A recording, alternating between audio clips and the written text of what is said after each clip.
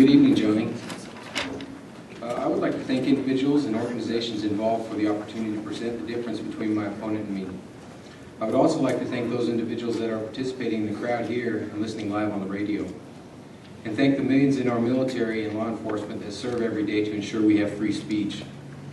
I'm running for re-election because I believe that principles of government must be fought for and protected. Our lifestyle and legacy are critical. I believe I share common principles with the majority of House District 48. I was raised and went to school here in Rock Springs.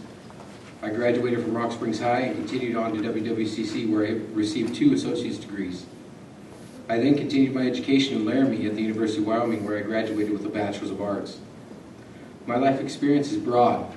I have owned 4 small businesses, and contrary to Hillary Clinton's recent statements, businesses do create jobs. And as a legislator, I have fought for continuing an atmosphere where free market can prosper. As a business owner, I have created jobs. I am convinced the free market is the solution to many of our economic troubles. I have been a part of various organizations in our community. I've spent 3 years as a volunteer firefighter and worked as a substitute teacher. During the past decade, I have driven truck commercially, including delivering hazardous materials in the oil field. I have real-life experience with oil and gas industry, and I will continue to fight for the environment that allows our industries to flourish despite President Obama's attempts to hamper our responsible growth. As legislators, every vote we cast counts, and it is subject to criticism. That's why I feel it is important to disclose that in 2008 and in 2012, I did not vote for President Obama. In 2016, I will not vote for Hillary Clinton. Many of the policies we will discuss tonight are linked to the failed policies of our current president. He has continued to force a top-down cookie-cutter approach. It is troubling that a federal judge or appointed administrative position tells us how to manage wolves, grizzly bears, the city boundaries of Riverton, or how to define marriage. We continue to see legislation that we have to pass to know what's in it. We need strong voices in Cheyenne that will stand for what is right in the face of political correctness. We cannot elect officials that will go along to get along. We must support individuals that will stand up on principle and will fight for what is right. There is much more to legislating than glad-handing at evening cocktail events and entertaining. Our legislators must make decisions that affect all aspects of our lives. There are fundamental differences between us here on the stage on policy, experience, morals, and approach. And as the evening progresses, I know these differences will be evident, and I am looking forward to discussing the issues and taking questions. Thank you, Johnny. All right, thank you. That's our opening statement from Mark Baker. And now let's hear from the challenger, Joe Barbuto. Thank you, Johnny. And I first of all want to thank all of you for being here tonight, and those who are listening on the radio, maybe at home or at work in their car, thank you for tuning in. Thanks to the library, of course, too, for hosting this event, and to you, Johnny, for moderating, and Beth and Deb for being our panelists this evening. You know, when people ask me why I decided to run for House District 48 again in 2014, I tell them that first and foremost, I really care about this community and state, and I see serving in the legislature as a real chance to create some positive change for people. I want to raise my kids here. I want future generations to be able to live here. I don't want them just to have the good opportunities I had. I want them to have better opportunities than I had. And I think we can do some work to build a stronger foundation for education from preschool all the way on up through college or trade school, even into adult education. I want us to have good paying jobs in Wyoming from our traditional industries, but also from the other industries and kinds of businesses we ought to be attracting to our state. I think we ought to make sure that they have the same access to open lands and wild places that we have, so that they can hunt, fish, or just enjoy it like all of us do. And I think that we need to do a lot of work right now to create a strong, solid economy, not just at the state level, but for the communities and counties too. They need to be given the proper resources so that they can be successful economically. When I was first elected to the legislature in 2008 and began serving in 2009, I can tell you that it was a very bipartisan group of men and women who were concerned with finding common sense solutions to real issues. Well, there's been a fundamental shift in the way our legislature in Wyoming operates. A lot of legislators, too many, now take an ideological or political approach to problems, not putting people first, and that should concern us all.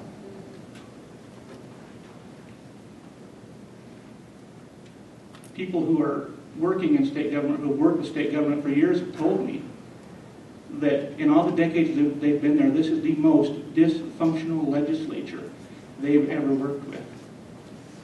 Well, I want to go down and restore some of that Wyoming pride, some of that Sweetwater County pride that we had before.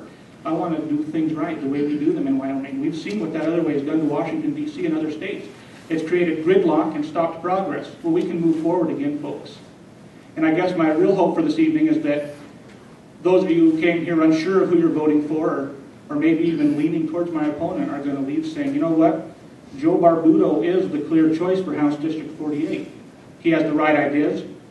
He's willing to listen. He's going to work hard. And he has integrity. So thank you guys for coming. I look forward to the debate. It is my understanding that Wyoming is the only state in the nation that does not have a refugee resettlement program. In fall 2013, Governor Matt Mead opened the door to discussion about creating a safe haven for refugees, defined as men, women, and children fleeing war, persecution, and political upheaval. Where do you stand on the idea, and why? Oh, well, thanks, Deb. You know, to be honest, I don't know a whole lot about the discussion. I know there's been a lot of rhetoric out there and misinformation about what's really happening, but I don't think that there's any harm in having the discussion. And, you know, I trust that Governor Mead will take the proper steps to ensure that Wyoming citizens are protected and that we're not being put in danger's way. But I don't see it as an issue that is going to have a meaningful impact on Wyoming in the next few years. But certainly it's something we can look at and discuss. I was a part of the discussion, and I have seen the dialogue that's taken place over the last year about the issue. You're right, Wyoming is the only state that doesn't have a resettlement plan, and I think that there was some misinformation that went out about the issue. Unfortunately, I think it's something we're going to have to deal with. I do think it's going to affect the state of Wyoming. We live in a global world, and we live in a global economy, and there's no doubt that individuals are moving to the United States to resettle, to flee some of those regimes in the world. And it is an issue we're going to have to face. I'm in support of creating a program that moves forward logically so that we can accept those individuals in and allow those individuals to become a part of our community. But there has to be a process. It can't be open borders. That's part of the problem with the current administration, is he hasn't controlled the borders.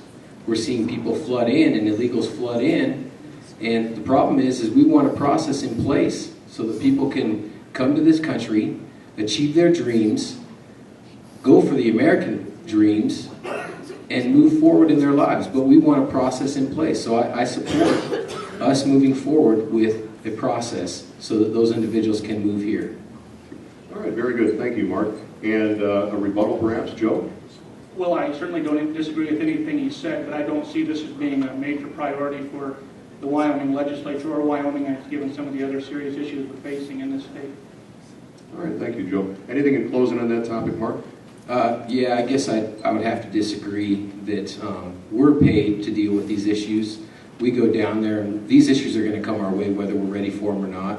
That's part of the environment that we're in, is we're forced to make choices that we don't feel comfortable with. So I think moving forward, it is something that's going to affect us. We live in a global economy. So for me, it is something that's a priority. All these issues are priority. So I speak with constituents all throughout the dialogue and the door-to-door, and they tell me their issues. I don't blow them off and say, well, that's just not a priority, it's no big deal. I have dialogue with them, and I explain my position on the facts, and I explain my position moving forward, and then from there, I explain how they can move forward with their issues. So I just disagree. It is an issue. We have to deal with this. It's moving our way, and Wyoming is behind. What services do you feel that Wyoming could do a better job providing? I think Wyoming could do a better job in a number of different things. One is education. You know, it is right that Wyoming has a legislature now that is kind of dysfunctional. And part of that has to do with the Senate File 104. I was there when that happened. That created some discourse in the legislature. It created a split, and it allowed individuals to really be polarized from the beginning of the legislature. That bill was pushed through, and it was pushed through unprecedented in a manner that the bill was pushed from the Senate over to the House prior to crossover. That created a lot of contention in the House because generally bills follow a process. So I think in education, and there is a lot of dysfunction in education, we can provide services. I think we really have to look at how we're providing education moving forward. We're going to face some tough issues with the COLES bonuses. That provides 20% of the education fund. So education is one issue.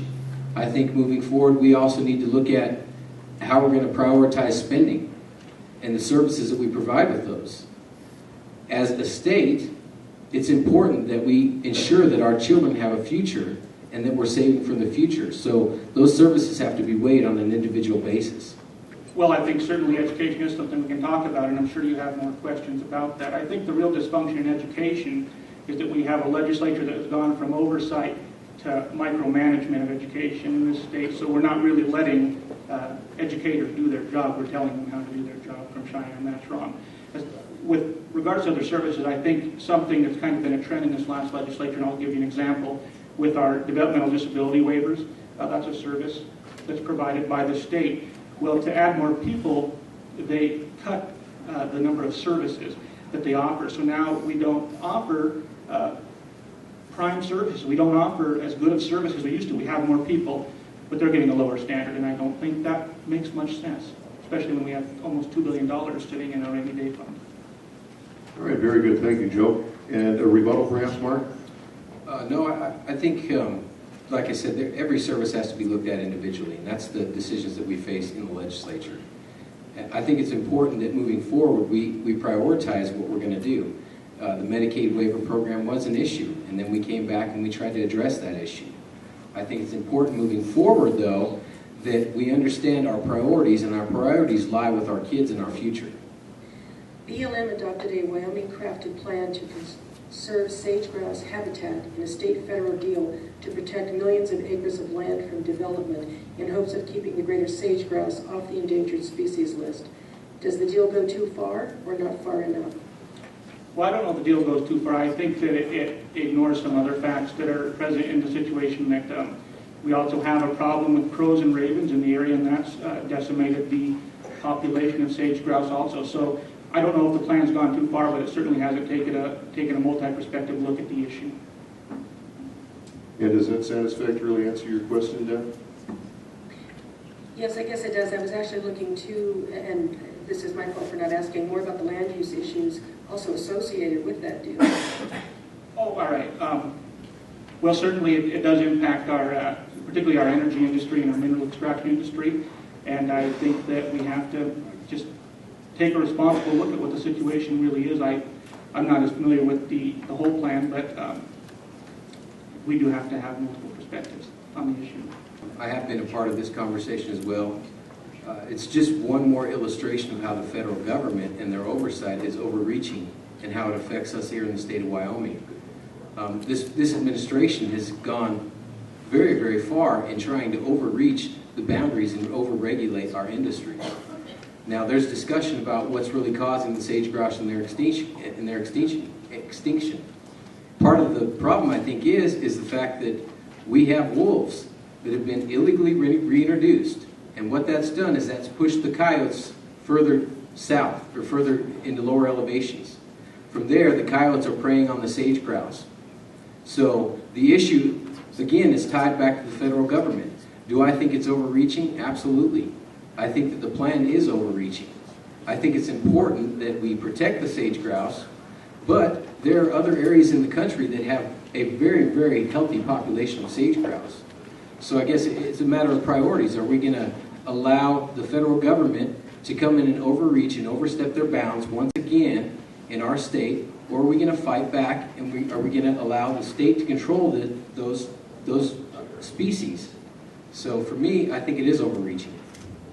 All right, very good. And rebuttal, perhaps, Joe? Well, only to say that it's easy to talk about federal overregulation, overreaching. Those are great buzzwords. But the fact is, had it not been for the preventative measures taken by the legislature and Governor Friedenthal in the last half of his term, that sage-grouse probably would be on the endangered list right now. And that was through federal and state cooperation that we accomplished that. All right, very good. Mark, anything in closing on that topic? Absolutely. I think it is very easy to talk, and I think talk is cheap. And that's why we need to elect legislators that are willing to go down and fight the battle for us. Given opposition to the Wyoming Common Core education standards, should Wyoming reconsider Reconsider which aspect? Common Core? Well, I think, it's a theme, but it really is. It's a top-down approach from the federal government. And the issue with Common Core is that there wasn't that availability and that approach to allow parents and teachers to have input into the programs. I think everybody wants to have some type of standard in education. We all agree we want our kids to have barometers, and we want them to reach for those barometers and to move forward. It's unfortunate that we're pushing kids through to the 7th grade that can't read. But for me, I think those issues need to be handled locally. And it's not just a matter of talking about it, it's a matter of doing it. So, reanalyzing the Common Core, absolutely. I think it's important that Wyoming has standards that are appropriate for Wyoming students. And first of all, Common Core is not a federal program. Common Core is a collaboration between states to develop a set of common standards so that when we are comparing testing scores, when we're testing reading and math, that we have apples to compare to apples. There was a period for parents and for teachers and for everybody else to examine those standards. You can go look at them right now. If you go to the Wyoming Department of Education website, there's a whole page dedicated to Common Core standards. And you can go and look at and see what those are. If we feel like we need to revisit those, we can do that through legislative action, of course, but they are scheduled to be reconsidered in 2017. I don't think it's a bad idea to have high standards for our students, but it is imperative that parents are involved in that process, and teachers and all stakeholders in the community from the very beginning. All right, thank you, Joe. Rebuttal, perhaps, Mark? Just a brief one. There are members here in the audience that are experts on this, and I think there's information out there that's available for people that shows that this was a federal top-down approach to education. It wasn't something that was allowed. States didn't really have input in the process. So, I mean, we can agree to disagree on the process, but I guess I would encourage individuals to do their own research. All right, very good. Joe, closing thoughts on that topic? That's just not true. I'm sorry to say that. And I hope by the experts in the audience you're talking about the teachers I see out there, because they're the ones who are giving me this information, and the parents who have been involved in the process. So thanks for the question. Should the state kick in more money for rural airline subsidies to help retain air service in Sweetwater County? That's a good question. Well, I think the issue we're facing now, I attended a county commission meeting not too long ago, and I see some commissioners in the audience, of course. I hope you'll correct me if I'm wrong, but it seems like we are moving to some more expensive options. One way or the other, we can do it now, we can do it later. I don't think that communities should be left to handle that expense on their own. And this is not just for subsidies for airline service. I think that we should be investing more into our communities in general, from the Legislative Stabilization Reserve account or the Rainy Day Fund. There's almost $2 billion in there, and there's a lot of things we can do with that with regards to investing back in our community. I'm sure that that's one of them. I know that a lot of people rely on that service. The numbers aren't probably what they need to be to make it a self-sufficient service, and perhaps we can have it. There's an airline and aerospace committee in the legislature, and maybe they can spend some more time looking at that issue, and they probably are. But certainly, there is some wisdom to investing more in communities, and that would be where some of that money would go, I think. I definitely think that it's appropriate for the state to continue to fund the airline services. I think it's imperative to our growth. When we're trying to attract these businesses into Sweetwater County, they want to be able to fly their CEOs in and out of here. They don't want them to have to fly into Salt Lake and weather the Three Sisters in the middle of winter. It's important as we continue to move forward with a vision that we do supplement these industries until they are viable on their own. So I think moving forward, we need to go and fight and ensure that this isn't something that gets cut out of the budget. Absolutely. All right, very good. And Joe Barbuto, perhaps a rebuttal? Only to say that just investing in that one service isn't going to make it viable. If we want to make it viable, then we need to invest in our community so that they can attract those businesses, so they can attract those new industries here, so that we have people to fly in and out besides those of us who are taking trips and vacations. Very good. Closing thoughts on that topic, Mark Baker? No, thank you. I would like to know, where do you stand on Second Amendment rights, including guns in schools? And how would you manage this if that's something you want to do? Well, Beth, this is a great topic, I think, that illustrates a large difference between the two of us. I am endorsed by the NRA. I think they did that for a reason. I've been a strong supporter of the Second Amendment. I think that the Second Amendment shall not be infringed. I sponsored bills and I moved forward with those bills. I think it's imperative that we're allowed to defend ourselves. We live in a dangerous world, and it's important that we have that right to protect ourselves. Moving forward, I think that guns in schools, I think that we can absolutely look at the state of Utah. That's what I would like to see. The state of Utah, you get a concealed weapon permit, you're allowed to carry in the school. They say, okay, well, what about the teacher that shot herself in the foot? Well, what about the law enforcement officer that shot himself in the foot? Are we going to disarm law enforcement officers? There's a large process in fingerprinting that goes along with getting a concealed weapon permit. Once you get that permit, I think you should be able to carry in schools. Absolutely. Well, there has been a lot of misinformation and rhetoric out there on this subject and where I really stand on these issues. I can let you know that I own guns for hunting, recreation, self-defense, heaven forbid, so it's important to me to defend Second Amendment rights, and I have in the past. I do have a record, regardless of what you might have heard, that supports Second Amendment rights. As far as the issue of guns in schools go, I think the only people, this is not just my opinion, by the way. I don't just wake up and think this is how it is. I talk to people and learn what they think, and in this case, I've talked to a lot of people in education, school teachers, school administrators, school staff. They don't want guns in the classroom. They feel like it will detract away from the main purpose of what we have education for, to educate children. But I would support the recommendations that came from the School Security Commission to fund more resource officers in the schools.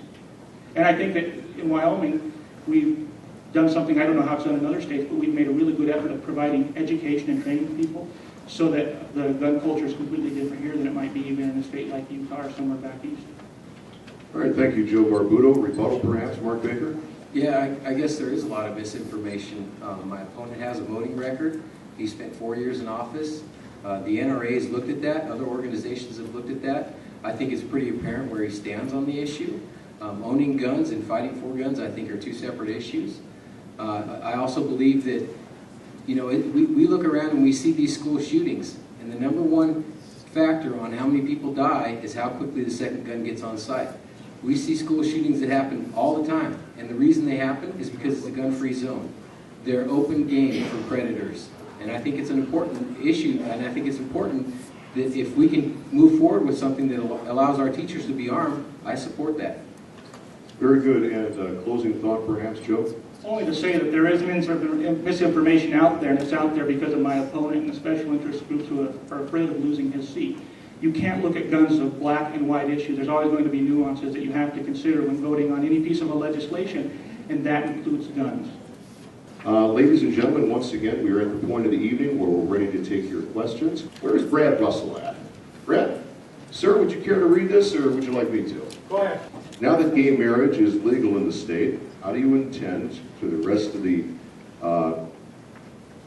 the entrenched discriminatory policies such as hiring, firing, and housing? Hold on a second. Now, Brad, are you concerned with something perhaps like extending an equal right?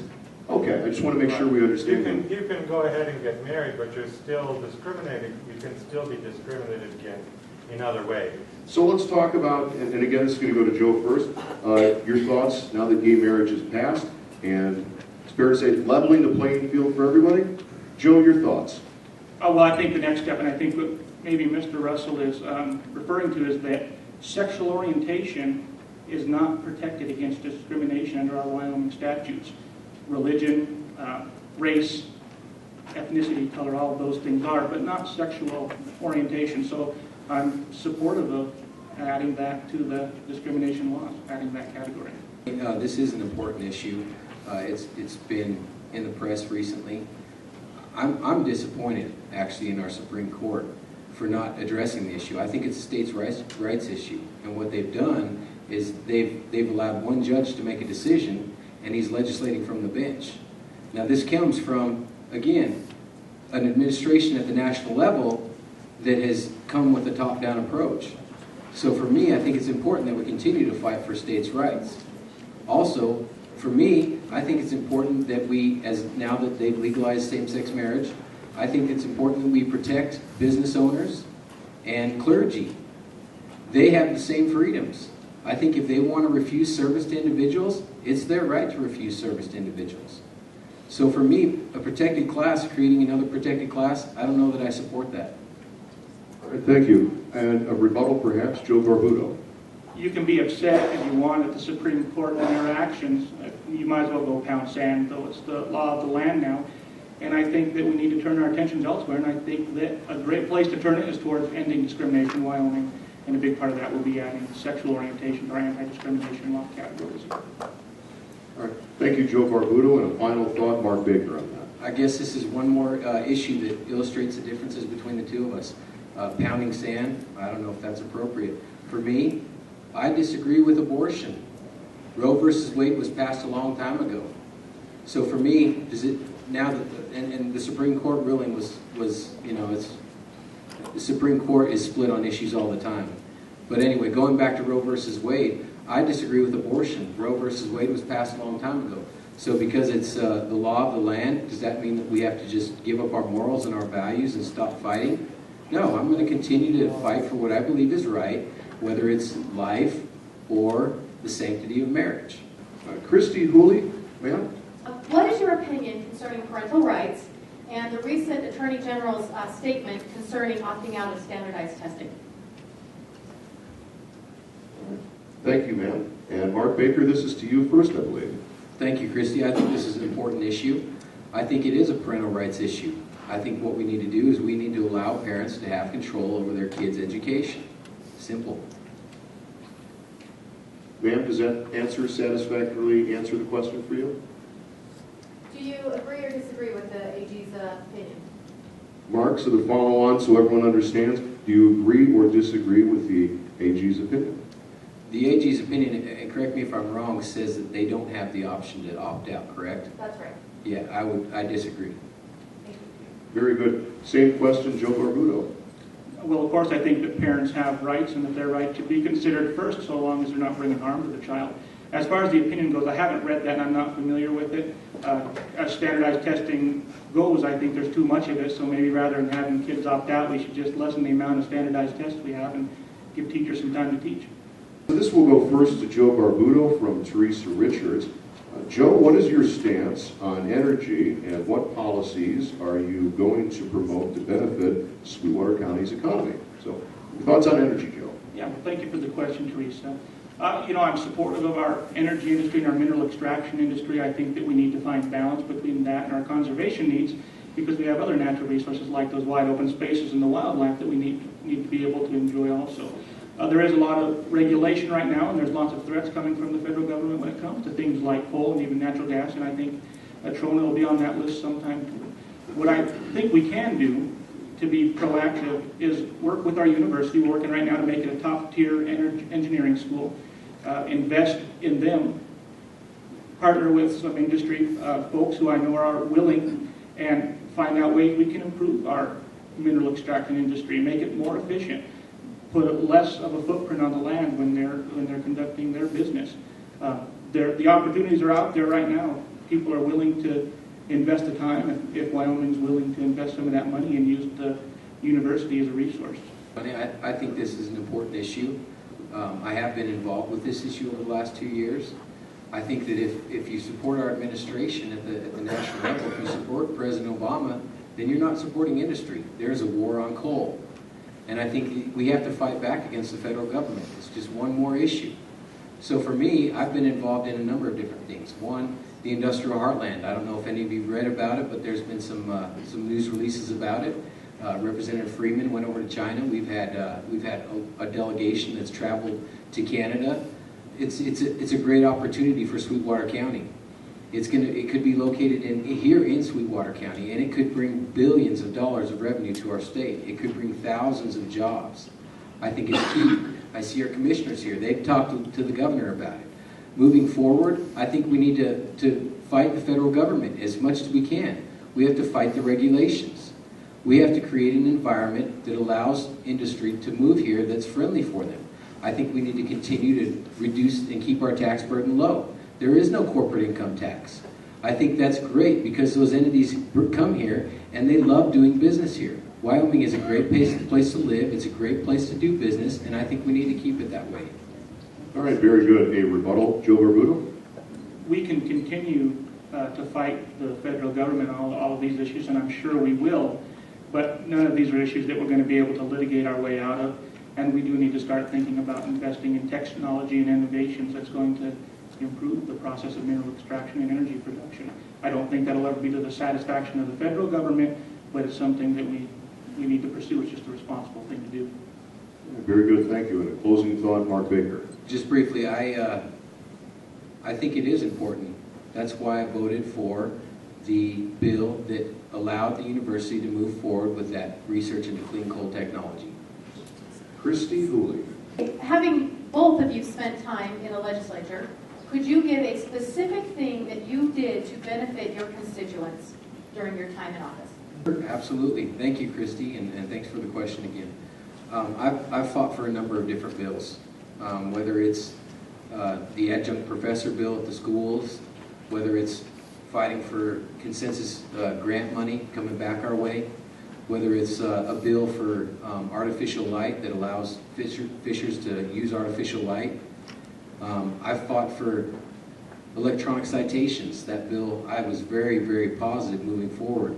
And it fell short in the Senate, but it was put on an interim topic study.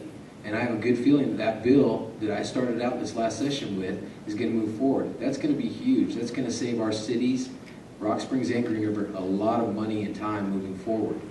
I've fought for a number of different bills, and I think it's important that we continue to fight at the local level. There's a number of things I was passionate about then that I'm passionate about now. One was improving our archaic laws regarding family and domestic violence.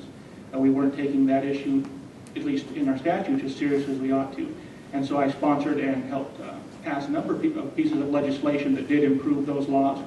Something I'm particularly proud of is a bill that I co-sponsored with Senator Cale Case, a Republican from Lander. And this was called the Seclusion Restraint Bill. And this bill affects all students and all teachers and all districts in the state, but it particularly was directed towards those students and those teachers who work with students that are living with developmental disabilities, and it created a process to create standards for dealing with those folks. Like I said, any student, but particularly developmental disabilities students, to deal with them when they acted out or when they had issues so that they were dealt with appropriately. It kept the teachers from being liable for harm so long as they followed those procedures, and it kept those students safe, which I think is very important and I think has made a difference here in Sweetwater County. All right, thank you, Joe. Let me go back to Mark and a rebuttal, perhaps. Just thinking back, you cast 1,200 votes in about 2 years.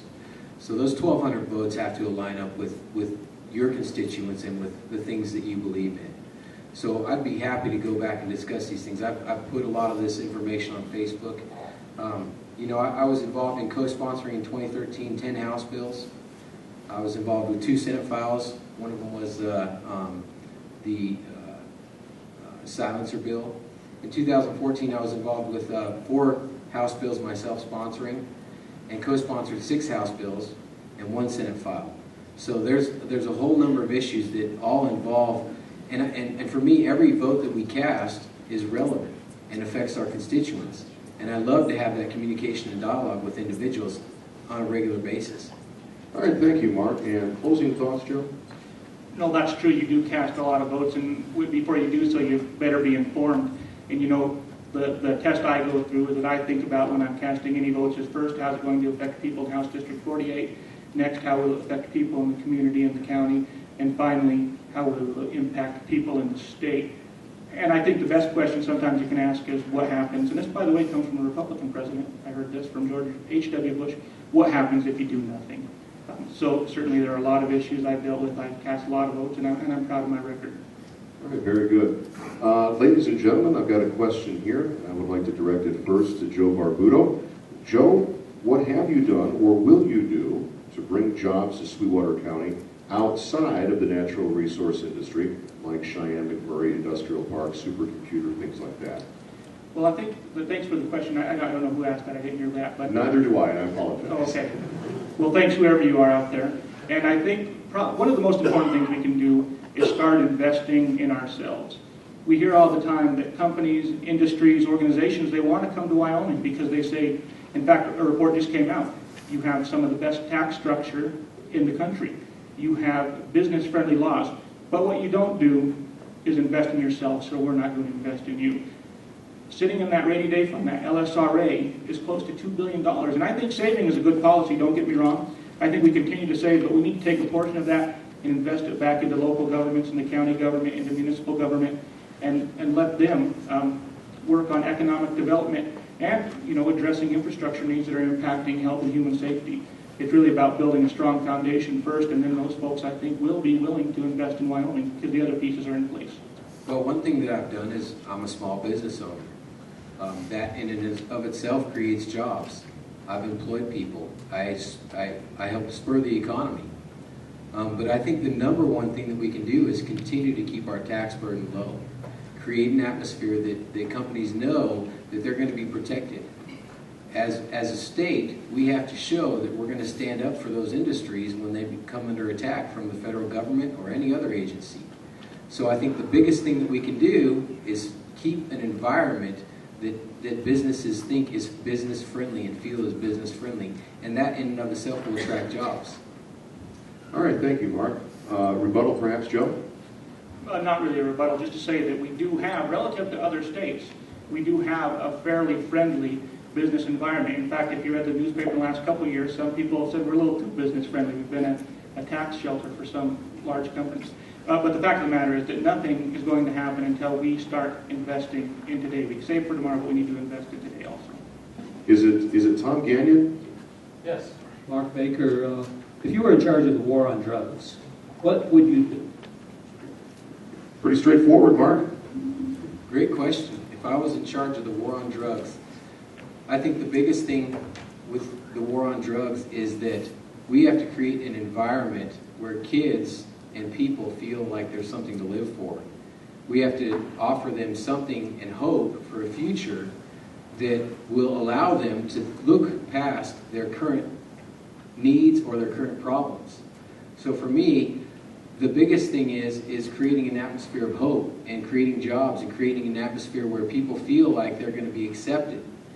The war on drugs also, I think, is somewhat a failure, but I don't know that legalization is the answer. I don't think that it is, because I think that it's going down the wrong trail. I think legalization of marijuana is a bad idea. I think that what we need to do is we have to find some way of giving people hope and moving forward so that they don't feel that they have to put themselves in an atmosphere outside of themselves by using some illegal substance or some substance that alters their mindset. All right, very good. Sir, does that satisfactorily answer the question for you? No, it does not. One moment, gentlemen. Let me get back to my friend Tom here. Your thoughts, sir? The legalization of marijuana has proven to be a good thing. It helps to ameliorate the war in Mexico, the drug war. And it's made a lot of money for Colorado, and it helps keep a lot of people out of prison, usually minorities and so forth. And I think that the war on drugs is a manifest failure. We've got to move beyond it. Richard Nixon started it with the DEA a long time ago to divert attention from the Vietnam War and so forth. So, no, Mr. Baker, I don't think that you know what you're talking about on this one. All right. Mr. Baker, let me get you an opportunity to reply to that, and we'll get Joe Barbuto's thoughts. Thank you, Tom. Well, sir, I guess that's what's great about our country, is we have the opportunity to disagree with one another, and I would absolutely disagree with you. I've attended a number of conferences. There are a number of issues that have gone along with Colorado legalizing marijuana.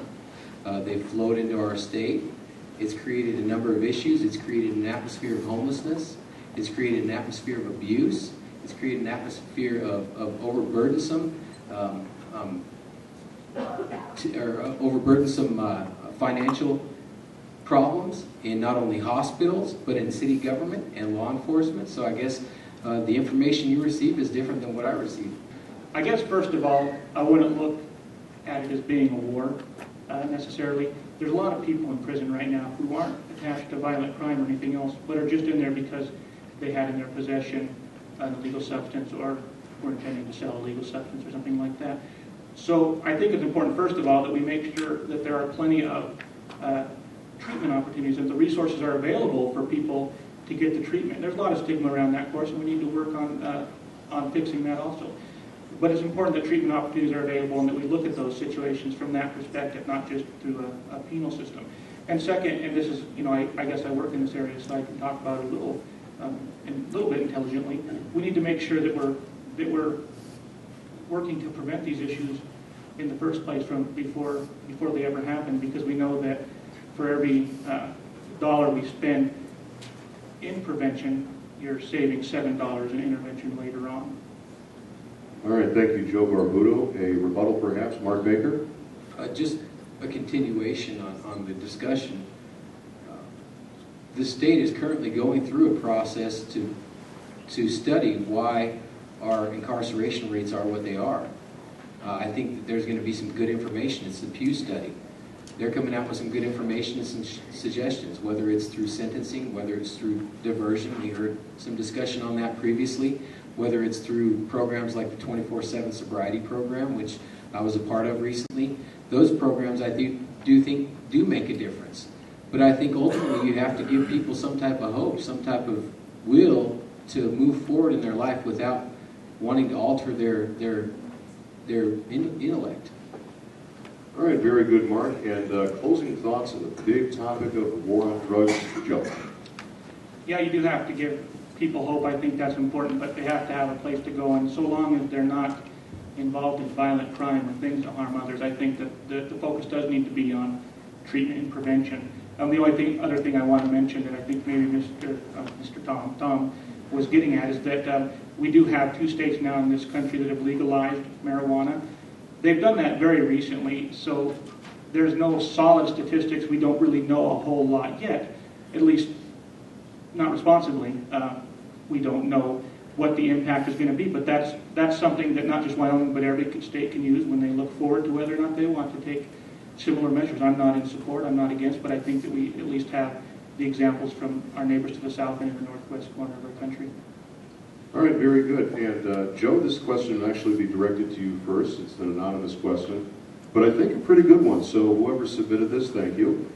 Joe, again, this is to you. What 2 books have you read that most greatly influenced your life? Well, that's a tough question. I don't know who has time for reading anymore. Well, I'll tell you, my wife and I, we engage in scripture study, and certainly that has an impact on my life and keeps me on the straight and narrow.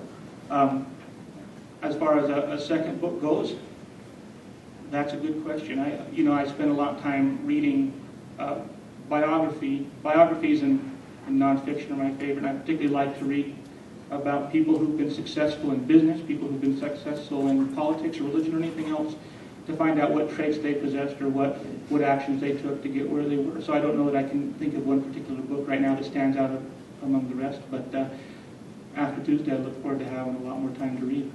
Well, I think number 1 is probably the Bible. I think there's a lot of history in there. But putting 2 more in there, one is probably The Assignment by Mike Murdoch. That's a great book. I think it allowed me to see things a little bit differently. It talked about looking at yourself and analyzing yourself and seeing where your place is in this world and the things that you're supposed to do and the problems you're supposed to solve and how you're supposed to approach going about doing that. Secondly, I think something that really changed my life dramatically was Rich Dad, Poor Dad by Robert Kiyosaki. It's a book about business. He talks about, and the subtitle of the book is What the Rich Teach Their Kids That the Poor and the Middle Class Do Not. The first time I read that book was the first time I went out and decided I was going to start a business. I went out to A&Z Pawn Shop and I bought myself a mower and a trimmer and a leaf blower, and I said, okay, you know, my uncle doesn't have to be rich, my parents don't have to be business owners, I don't have to win the lottery, I don't have to get some inheritance to start a business, and it opened up my mind to what the rich think about, and they teach their kids that the poor and the middle class do not. And one is that your secular education has nothing to do with your finances, and the second one is that the rich don't work for their money, they make their money work for them. Very good. Any follow-on thoughts, Joe Barbuto? I did think of a book that I really liked and was pretty impactful on me. It was one called Neither Wolf Nor Dog, and it really showed me that there are multiple perspectives in this world, and that the way I see the world maybe isn't always accurate, that there's other folks that see it a little differently, and it's important that we consider that perspective also when making decisions and when we're doing things that impact their lives. All right, thank you, Joe. Mark, any closing thoughts on that topic? No, I love to read. It's something that I've really enjoyed doing. It's amazing how when you get into a book and you start reading, how time just seems to disappear. 6 or 8 hours can just be gone like that. One more book that I just want to plug, it's called Look Again. It's a really neat book that talks about when you don't get what you want and you're not receiving or seeing the results that you want, what you need to do is keep trying and look again and look again. So I love reading. It's changed my life. What do you say we visit with Steve O'Brien? Sounds good. Steve, would you like to read this? Would you? Go ahead. All right. Well, this is from our friend Steve O'Brien, and this is going first to Mark Baker. Thank you, ma'am. What does Wyoming do about the large tax base of Wyoming? Recently working in North Dakota. Okay, so entities, we've got people, companies working in North Dakota. What do we do about that? Tens of thousands of Wyoming sites are working in North Dakota right now and transferring back and forth. And it's a lot of taxes that could be coming to Wyoming. Something we've seen not only across the nation but across the world, sometimes called the flight of earls. So, Mark, what are your thoughts on that? Well, thank you for that question. I think the biggest thing we need to do is fight back against those agencies that are trying to overregulate us. The reason why North Dakota is doing so well is because their industries are being and their minerals are being extracted from private land, and I think that's important. It's a key. We have the minerals and those hardcore materials here. I think it's important that what we do again is fight back against overregulation, and that we ensure that we create an environment once again that has a low tax burden. That's key. Thank you. And, sir, does that satisfactorily answer your question? Well, except for I'm one of those guys that work in North Dakota, and I've worked down here for many, many years in the same industry, and they are far more regulated than we are. Good. So, any follow-on thoughts? Well, the difference is on the land. It's where the land that they're developing. The land is private land. So the regulations are different on private land than they are on federal land and state land. The permitting process is completely different. They may have more regulations for federal and state land, but the private land is really where the development is occurring, and that's what's creating the jobs. So I guess I just have to disagree with you. You know, something we need to think about. We talk about all the time, but we never really act on, is that we do need to move ourselves away from the boom and bust economy, because we could have another boom here, whether it be oil shale, natural gas, or something else. And we will get a lot of those folks back, but eventually the industry will dwindle again and we'll lose them. So investing money back into our communities, back into economic development on the local level, so that we attract new industries, that we attract new businesses here, so we're not so reliant on that one tax base, but we have a variety of industries, a variety of tax bases, if you will, to count on, not just the one. All right, thanks, Joe Barbuto and Dr. Mark Baker. Your thoughts? No, Johnny. I think, like I said, those North Dakota jobs are in North Dakota because they're developing private land and they're extracting off of private land. So we need to just ensure that we're doing our best to ensure that we create an environment that allows those individuals and those private entities to gain those assets so that they can utilize them. I actually don't want this to end. We're getting some good discussion this evening, and thank you all so much for your questions. This was submitted from our audience tonight, and this will go first, I believe, to Joe Barbuto. What do you believe are the top needs for your district? Well, I think we've discussed a few of them tonight, Johnny, and thanks to whoever asked that question. I think one, I feel like I might be harping on a little, but I think it's one of the most important things we can do, and that is we need to invest back into our community. Not just our community, but communities across the state, and I think that our commissioners would attest to this too. we need more resources on the local government level. So much more can be done from them, from our county and from our municipalities than can be done from the state level. So I think one thing is that we need to create a wealth management system moving forward that continues to save but understands the value of investment. I think that we need to improve education in Wyoming. I think we've come from a period of a lot of turmoil, a lot of questions, but we haven't talked enough about student success, and we haven't talked enough about how we can get locals involved, how we get parents involved, how we get teachers involved, how we get stakeholders involved in that conversation about how do we actually define student success and what does it look like moving forward. And also, when we put some of these measures like accountability in place, I think that we need to see them out. We need to wait them out and see if they work before we try replacing them with a brand new thing. And finally, I think something that our district needs is a representative who's going to be willing to listen, who's going to respond when people ask those questions, who's going to be there for them when they have an idea or a concern, and make that phone call back, send that email back, or show up on their doorstep and have that conversation with them. And I think that the top needs are jobs. I think with jobs comes an atmosphere that keeps people busy. It lessens depression, lessens drug and alcohol abuse. I think we need to fight, we need to do what we can to fight the unemployment problem here. We need to have representation that's willing to go to Cheyenne and make tough decisions and work hard. And I think it's important that we have an atmosphere that is viable for families so that people feel like they can come here and they're safe and they have jobs and they have health care and they have those things, schools. They have an environment that they want to stay here and they want to prosper here because Wyoming is a great state. So what we need to do is we need to focus on fighting the regulations so that we can have jobs. All right, very good. And rebuttal, Joe? Those things are all true. We do need a lot of those things here, but the fact remains the way we get those is by investing back into our communities. That's the piece that's missing. That's what's going to create jobs. That's what's going to create opportunities for family, and that's really what's going to move our state forward. Very good. And a closing thought, Mark. Yeah, thank you, Johnny. I think it's important that, I've worked hand in hand with the commissioners in fighting for that money. The state and the appropriations committee, they have everybody's needs that they look at. They're trying to create an atmosphere in the whole state that's viable for everybody.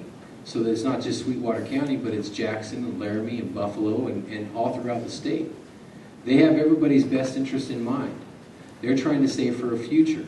We are in a country that has $17 trillion in debt, and we continue to spend. So I guess for us, when we talk about a rainy day, the rainy day for the Appropriations Committee and the legislature really is when we start spending general fund money on education. And we're not there yet, but it's coming. Trust me. The COLES bonuses are going to be gone because of the federal government and the administration, and we're going to have to tighten our belt. Regarding the closing statements, first we'll hear from the Democratic challenger, Joe Barbuto. Thanks, John, and thanks, Deb and Beth, for the questions, and all the audience questions, too, and thanks for being here tonight, for tuning in if you're listening on the radio. And I do really appreciate this opportunity we've had to discuss, a variety of issues, because frankly, up to this point, I don't think we've had that conversation. From the other side, all I've seen is gun issues. And when it comes to that topic, my opponent and the special interest groups supporting him have mischaracterized and distorted what my position really is on Second Amendment rights. And I think that they're doing that for a reason, because they're scared of losing this seat. When you go into the voting booth on election day, they want you to vote scared. And so what I'm asking you to do tonight is go in there and vote with confidence. Think about the issues we've talked about. Think about what you really want Wyoming to look like going forward, what you want education to be, what you want our economy to look like, what kind of jobs and opportunities you want to be available for not just you, but for your kids and their kids. And I think if you ask those questions and you think about our answers tonight and think about where we really stand on the issues, I think you'll end up voting for me. And I think that whether you vote for me or not, I hope you'll get out there and vote anyways, because it's important that we all be involved. And whether or not you're going to go and vote early at the courthouse in Green River, that's a new trend, early voting, or whether you're like me and I guess a traditionalist and like to go down to the polling location on election day, I hope you'll cast that ballot for Joe Barbuto, and I sure appreciate you guys being here tonight, and I appreciate all the support, so thank you. Thank you, Joe. And closing comments now from your incumbent Republican, Mark Baker. Thanks, Johnny, and thanks for everybody for coming out. You know, he talks about voting scared. That's absolutely not true. We want you to vote informed. I want you to vote informed. The discussion that I've had, or any discussion that I've seen my opponent have, has all been relative to attacking me and putting my integrity on trial. I've really focused on the issues. I have a Facebook page that's 2.5 years old that tells all about the issues. It's there. But there is a stark difference between the two of us. And my opponent has spent the campaign repeating rhetoric that is strikingly similar to many in the Democrat candidates throughout the state. He's hired consultants to design his materials and make phone calls for him and send other people knocking on doors of the constituents. During this campaign, one thing remains true. My opponent has 4 sessions of votes that do not reflect the political views of the majority of the people in the district. Let me take a moment to share one legislative ranking system. The Wyoming Liberty Group indexes legislators every year. After each session, the group takes every bill and analyzes it as to whether it is liberty-friendly, unfriendly, or neutral. Liberty can be defined as freedom from unjust government. Based on the analysis, they rank legislators by assigning them a number, with 1 being the most liberty-friendly legislator. During my opponent's last 2 years, he ranked 58th and 60th out of 61. In the last 2 years, I ranked 17th or 13th and 7th. And it just illustrates one more difference between the two of us. During the session, I would spend evenings alone in the Capitol, revising and timing my presentations so that the people of the district would receive the most benefit from the time I spent on the floor. I spent hours answering emails, phone calls from my constituents. I studied bills and actively involved myself in committee meetings. My opponent sponsored bills, then didn't show up to present them in committee. There is a big difference between the two of us. And for every story that he has about me missing an email, I've got a story as well. But moving beyond that, there are fundamental differences between us on policy, experience, morals, and approach, and only a few of them have been discussed tonight. If you would like more information about me or this campaign, contact me at 371-5113 or on Facebook at facebook.com/YREP48, and I'd love to have a conversation with you. Thank you, Johnny, and thank you for our moderators, and thanks everybody for coming out.